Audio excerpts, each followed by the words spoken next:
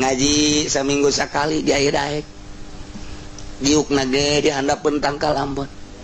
ngarendeng jeung tukang sate seorang ngaji jeung ambeus sate gedean ambeus sate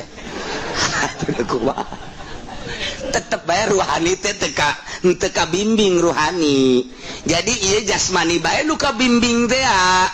nu liwatna suara aambean ieu jasmani bae geus diurus urusan jasmani bae dahar kudu ngawaktu bae mun teu jem sakitu cilaka lantaran boga panyakit mah istiqomahnya na dahar aya salat teh istiqomah aya dahar istiqomah pan pohara jasa eta bloon de ablaul bloon segala rupa istiqomahnya na di urusan jasad jasmani basariah urusan rohani na teu pernah diurus urang salatna amburadul asal salat bae salat adat kitu keneh maca Qur'an diheuleuweung-heuleuweungkeun ge aya nu mayar mahal kenceng murah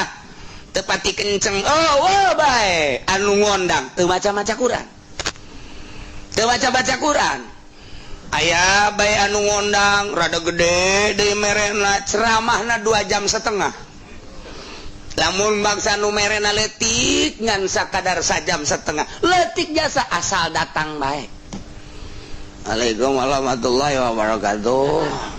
Ya mah dulur-dulur lah kula asal datang bae nya jeung geus sarua bae geus niat ngararaji ieu jeung geus beuting geus sakieu bae. Wassalamualaikum warahmatullahi wabarakatuh. Ya panjang-panjang geus kauji amplopna teu pati gede. Kitu kan pod. Aduh, teu beres jasa. Teu beres eta teu kaurus ruhadina teu kaurus lain dek dakwah lain dek ibadah salat kos kitu maca Quran kos kitu tipena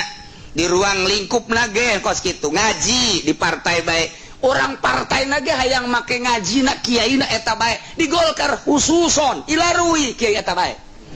mung lamun lain kiai eta neuk bener kumaha rohani ja kiai nage tama di booking ngomong nage teu meunang kaluar ti aturan-aturan partai ndak bener kumaha dina bener nage bener lalagan mah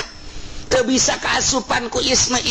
kiai anu mulus anu murni nu lempeng ndak bener kumaha rohani berarti teu diurus keur carita rohani kiai mah aya di Golkar kiai mah aya di PKB kiai mah aya di P3 nyana khusus ngabogaan kiai caritana ge caritaan kos kitu bae lain dek ngurus rohani tah mah rek ngurusan kantongna